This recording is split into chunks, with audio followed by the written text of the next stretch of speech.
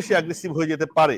কিন্তু সরকারের পক্ষ থেকে বিএনপি এত চাপ সত্ত্বেও বলা সত্ত্বেও কোনো রোডম্যাপ আমরা পেলাম না। তার কারণটা কি? বিএনপি মনে করছে যে সরকার যতদিন থাকবে তাতে সংকট ঘনীভূত হবে এবং সকল সংস্কার করার দায়িত্ব সরকারের নয়, শুধু নির্বাচন কেন্দ্রিক নির্বাচন কমিশনের সরকার করে এক ধরনের অবস্থা তৈরি করে নির্বাচন যত দ্রুত দেওয়া সম্ভব তত দেশের জন্য মঙ্গল, এটি ভাবছে বিএনপি। আপনি কি মনে করেন? ধন্যবাদ আশরাফুল ভাই, আর ধন্যবাদ মিলিয়নিয়াম টিভির অসংখ্য দর্শক শ্রোতাদের। ধন্যবাদ মোহন ভাইকে তার সুন্দর বক্তব্যের জন্য। বিষয়টা হচ্ছে, যদি খুব দ্ব্যর্থহীন ভাষায় আমি বলি, সেটা হচ্ছে স্বাধীনতার পর থেকে আমাদের বাংলাদেশের যে রাষ্ট্র ব্যবস্থা পরিচালিত হচ্ছে, সেই রাষ্ট্র ব্যবস্থার মধ্যে একটি বিষয় কিন্তু খুবই পরিষ্কার, যে নির্বাচন নিয়ে হানাহানি, নির্বাচন নিয়ে ক্ষমতা নিয়ে একটি টানাটানি এবং নির্বাচন ব্যবস্থা সবসময় একটা সমস্যা। এখন দেখেন, আপনি যদি খেয়াল করেন 11ই জানুয়ারি 2007 সালের কথা, যখন 1/11 কথা, তখন কিন্তু আগে নির্বাচনী ব্যবস্থায় আমরা দেখেছি যে ভোটার তালিকা, পরবর্তীতে কিন্তু সেই ভোটার তালিকার স্বচ্ছতার জন্য স্মার্ট কার্ডের মাধ্যমে আপনারা ভোটার তালিকা পেলেন। তখন কিছুটা স্বচ্ছতা আসলো ভোটার তালিকার মধ্যে, ভুয়া ভোটার ছিল সেখান থেকে বেরিয়ে আসলেন। বেরিয়ে আসার পরে আপনারা নির্বাচন দিলেন, সেই নির্বাচন আওয়ামী লীগ ক্ষমতায় আসলো, আওয়ামী লীগ জোট সহ 14 দলীয় জোট, এবং টানা 16 বছর তাদের রাষ্ট্র ব্যবস্থা দেখলেন এবং তাদের নির্বাচনগুলো আপনারা দেখলেন অতীতে। এখন বিষয় হচ্ছে, নির্বাচন লাগবে, নির্বাচন ছাড়া রাষ্ট্র ব্যবস্থায় জনগণের মনোনীত নেতারা আসবে না, রাষ্ট্র সরকার আসবে না। এখন বিষয়টা হচ্ছে, আপনি কিভাবে সেই নির্বাচনটা দিবেন? অতীতে যে সকল ধোঁয়াশাপূর্ণ নির্বাচন আমরা দেখেছি, নিশ্চয়ই আমরা সেরকম কোন নির্বাচন চাই না। অবশ্যই যেহেতু সেরকম কোন নির্বাচন চাই না, সুতরাং নির্বাচন ব্যবস্থায় সংস্কার অনিবার্য। এখন কি কি সংস্কার দরকার এবং সেই সংস্কারের জন্য কতটুকু সময় দরকার, সেইটা হচ্ছে আলোচ্য বিষয়। কিন্তু ডক্টর মোহাম্মদ ইউনূসের নেতৃত্বে যে অন্তর্বর্তীকালীন সরকার হলো, সেই সরকার এই সংস্কারের কোনো সুনির্দিষ্ট রোডম্যাপ দিচ্ছে না। আর কেন দিচ্ছে না এটা কিন্তু খুবই পরিষ্কার।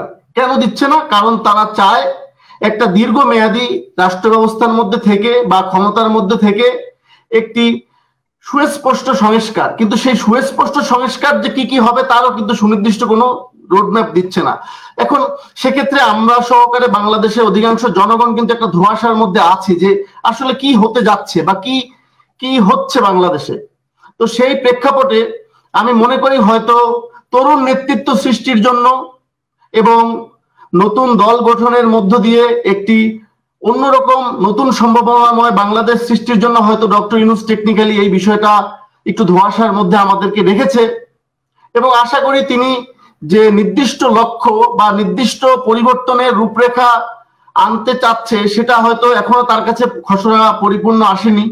হয়তো এই কারণে তিনি এই বিষয়টা আমাদেরকে এখনো পরিষ্কার করছে না। কিন্তু আমরা চাই, আমরা বাংলাদেশের সাধারণ জনগণ চাই যে তিনি কি কি সংস্কার আনতে চান সেগুলো পরিষ্কার হোক, কিন্তু তিনি কতটুকু সময় মেয়াদকাল নিতে চায় সেটাও পরিষ্কার হোক। কারণ দিন শেষে তো আপনাকে একটি নির্বাচনী ব্যবস্থা আসতে হবে, জনগণের মতামতকে প্রাধান্য দিয়ে আপনার জনগণের সরকারকে ক্ষমতা হস্তান্তর করতে হবে। সুতরাং এখানে বিএনপির একটি তড়িঘড়ি স্বাভাবিক থাকাই, কারণ এখন মাঠ ফাঁকা।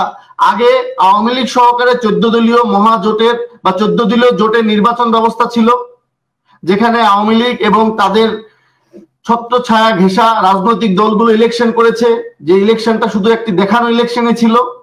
এখন বিএনপি সহকারে বিএনপির সমমনা জোট রাজনীতি করছে পুরো দস্তুর। সুতরাং আবার সেই একটি দল বিএনপি এবং তাদের সমমনা রাজনৈতিক দলগুলোর নির্বাচন, সুতরাং এটা তো একটা প্লেইং ফিল্ড হয় না, একদমই হয় না। এখন আপনার একটা আঙুল, হাতের একটা আঙুলে যদি একটা রোগ হয়, তো আপনি প্রথমে আঙুলের রোগের চিকিৎসা করবেন নাকি পুরো হাতটাই কেটে ফেলে দিবেন?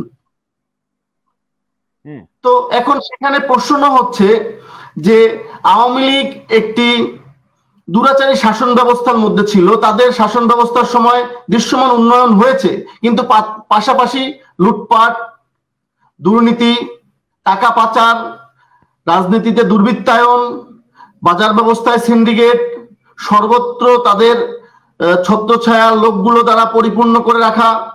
তো সেটা থেকে তো আপনারা বেরিয়ে আসছেন 5ই আগস্টে এই ছাত্র জনতার আন্দোলনের মধ্য থেকে, অসীম আত্মত্যাগের মধ্য থেকে, অসীম রক্তের মধ্য থেকে। তো এখন যখন আপনারা সেটা থেকে বেরিয়ে আসছেন, তখন আপনারা কি ঢালাও ভাবে সবাইকে অপরাধী করবেন? আপনি যদি লক্ষ্য করেন জুলাই আগস্টের আন্দোলনে বিশেষ করে যাত্রাবাড়ি এবং উত্তরায় কিন্তু ব্যাপক আন্দোলন হয়েছে।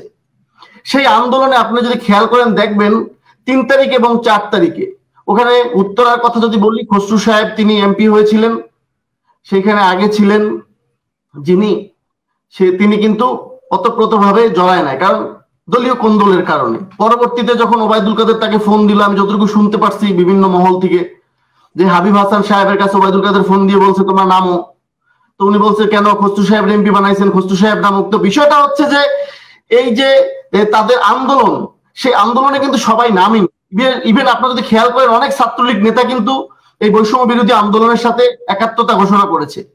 আওয়ামী লীগের অনেক লোকই কিন্তু এই বৈষম্য বিরোধী ছাত্র আন্দোলনকে সমর্থন করেছে, কারণ তারা এই শেখ হাসিনার একনায়কতন্ত্র শাসন ব্যবস্থায় তিক্ত বিরক্ত ছিল। আমি ছাপাই যাচ্ছি না বা আমি কোনো দলের পক্ষপাতিত্ব হয়ে কথা বলার চেষ্টা করছি না, আমি বলতে যাচ্ছি যে যদি একটা আঙুলের অসুখ হয় আপনি পুরো হাত কেটে দিবেন, এটা হতে পারে না। আপনি সুনির্দিষ্ট অপরাধীকে চিহ্নিত করুন, যারা এই আন্দোলনে উস্কানি দিয়ে দেশে বিশৃঙ্খলা পরিস্থিতি তৈরি করেছে, যাদের উস্কানির কারণে এই নিরীহ ছাত্র জনতার রক্তে রঞ্জিত হয়েছে বাংলাদেশের রাজপথ, তাদেরকে ধরুন, তাদেরকে আইনের আওতায় আনুন, শাস্তি দেন, বিচার করেন, অন্যথায় একটি সুন্দর সংস্কার করেন। আপনি কি, আমি মনে করি বাংলাদেশের সকল রাজনৈতিক দলগুলোর মধ্যে সংস্কার দরকার, সেখানে ধন্যবাদ সৈয়দ সামাদ বাচ্চু ভাই।